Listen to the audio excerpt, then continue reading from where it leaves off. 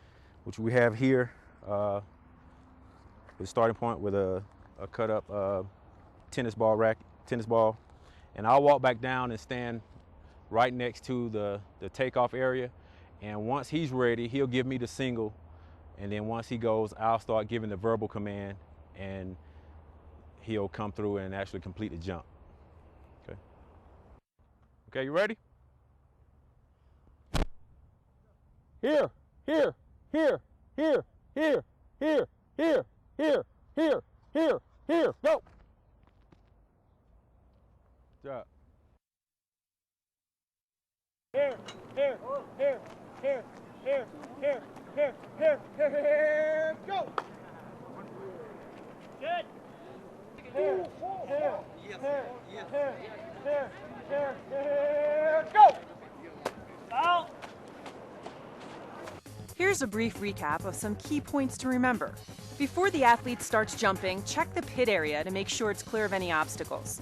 It's the athlete's preference whether the guide calls from the side of the pit, in front of the takeoff board, or by yelling "go" at the athlete's last step before taking off. Measure the distance of the athlete's jump from the last foot mark in the chalk closest to the pit. Finally, talcum powder can also be used instead of chalk.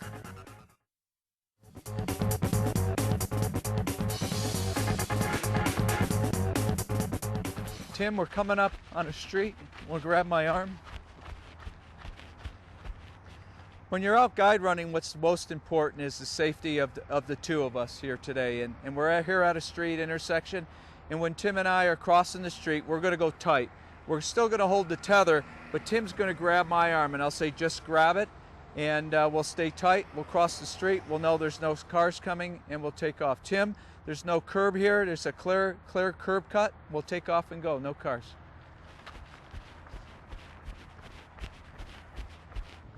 Tim, we're coming up on a curb up. When approaching a curb, it's really important for me to let Tim know if it's up or down. And we usually use a 3-2-1 command. So Tim, this is a curb up. On a count of 1, we'll go up. 3, 2, 1, up. And then again, when we're going down, again, I'll give him that direction. It's a down, and we're staying in tight. Tim, there's a curb down. 3, 2, 1, down, and we're through, and we can cross. When you're out guide running, the only piece of equipment you really need is a tether. And all a tether is a shoestring. And Tim and I right now are tethered together. And when we run, we are going to run freely and stride together. And what's really important for a new guide runner when you're out running is knowing when those obstacles are and when they're coming up. And one technique Tim and I have used over the course of 16 years of running together is if there's a bike that comes dashing in front of us or a dog that dashes in front of us, I'm going to grab Tim's arm and he's going to just go to my elbow, and we're locked in, we're tight, we're safe now. And then I'll let him know what the obstacle was that came up. Tim, it was a dog, and when we're clear, I'll say, Tim, we're clear, and we're back to running freely again, tethered together.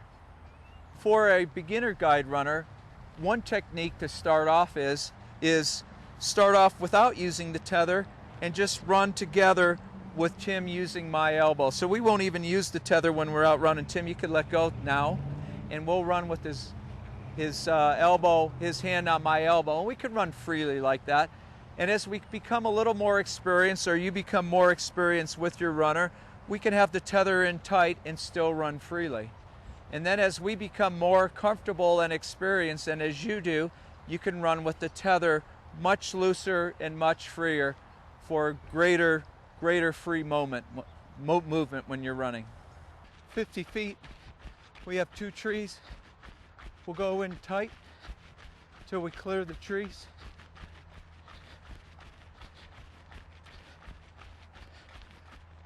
Grab arm. You're through the trees, you're clear. Here's a brief recap of some key points to remember. When approaching an intersection, remember to pull the athlete close to your arm for more protection. When it comes to trail running, communication is very important. Be sure to watch out for any obstacles that may get in the way of the path. It's helpful to have beginning trail runners hold onto your elbow while running. And as you become more comfortable, you can move to a tether so that you can run more freely.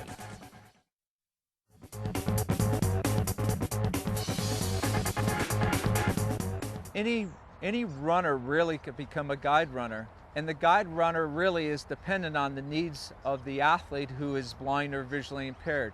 For instance, that person may be just interested in a recreational run, running on a trail, or it could be a competitive runner like Tim Willis, 3-time Paralympic athlete, who would be looking for a competitive guide runner.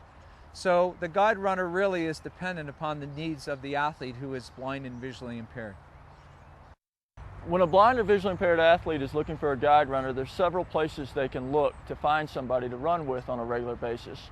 Depending on what the blind or visually impaired athlete wants to do, they can maybe just want to run recreationally a couple days a week, or they might want to do some competitive running on a local or even a national level, and in some cases an international level.